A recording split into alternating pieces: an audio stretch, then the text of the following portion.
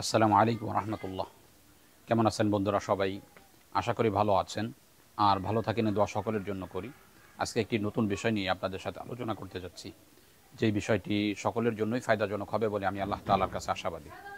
বিষয়টি হলো, অনেক ক্ষেত্রেই দেখা যায় যে স্বামী বা স্ত্রীর মেজাজটা এত রুক্ষ হয় যে তার সাথে সংসার জীবন যেটা সুখময় হওয়ার কথা ছিল সেখানে পেরেশানিতে জীবন ভরে যায়। এরূপ একটা অবস্থা অনেক পরিবারের মধ্যেই দেখা দিয়ে থাকে।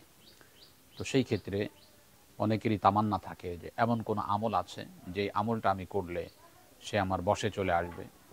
স্ত্রী হোক বা স্বামী হোক, তাকে আমি যা বলি সে তা শুনবে, অন্য 10টা ফ্যামিলির মতো দুজনে পরামর্শ করে সুকুমার জীবন চালাবে।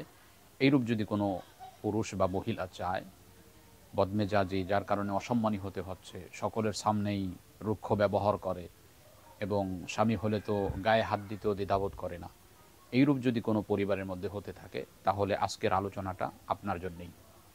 তো প্রথমে আমরা আমলটা শিখে নিই।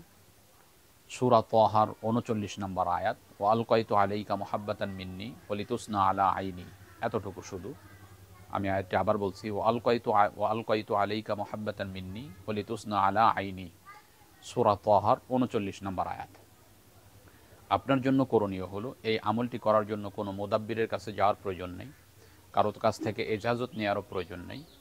আপনি আপনার পরিবারকে ঠিক করার জন্য এখলাসের সাথে, বিনয়ের সাথে আল্লাহ তাআলার প্রতি রুজু হয়ে প্রথমে 3বার দুরুদে ইব্রাহিম পাঠ করে এরপরে সূরা তাহার ৩৯ নম্বর আয়াতটি ৭০০ বার পাঠ করবেন। পাঠ করার পরে আবার আপনি এখলাসের সাথে 3বার দুরুদে ইব্রাহিম পাঠ করবেন।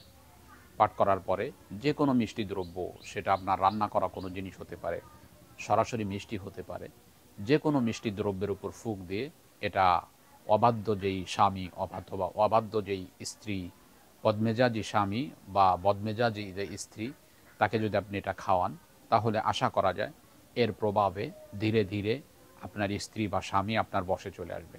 সে অন্য 10টা স্বামীর মতো অথবা অন্য 10টা স্ত্রীর মতো হয়ে যাবে।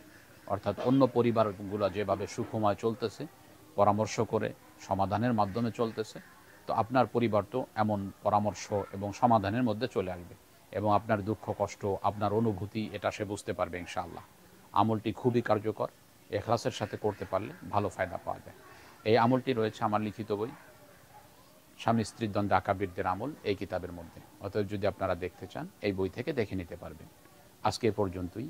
দেখা হবে অন্য কোনো দিন অন্য কোনো বিষয় নিয়ে। আসসালামু আলাইকুম রহমতুল্লাহ।